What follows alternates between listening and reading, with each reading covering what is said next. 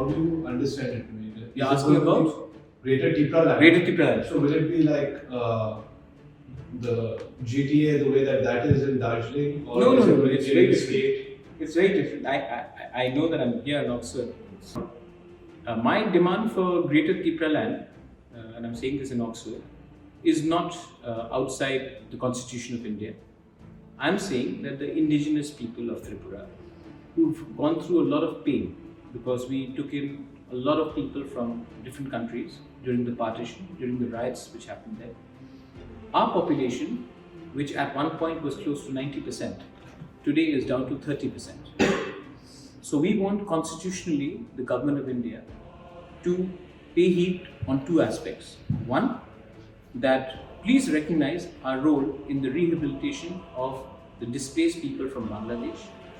We gave our land, we gave our resources, and today they have settled peacefully in India.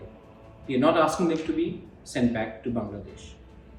Second point is that the autonomous district councils, which was actually the vision of Maharaja Bubagra, because he went to America in 1939, he saw the Native American reservations.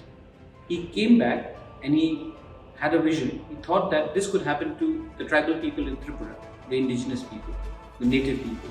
So he created a land reservation, which is the basis of the district council in Tripura, where nobody else but these tribes is completely based on the Native American, because he'd gone to America in 1939.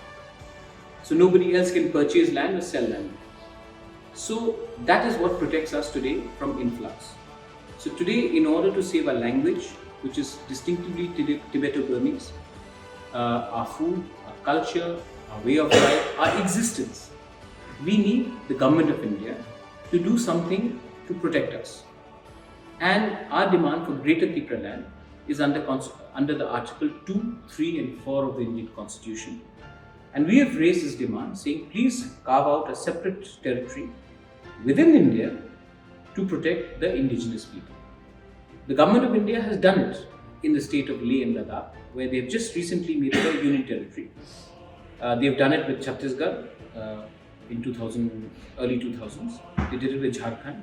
And when you're talking about Gorkhaland is a territorial administration. We don't want that. We want more than that.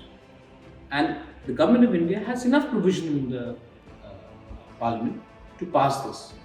But the government of India has to invite us to talk. We may be having a point of view. They should also have a point of view to discuss.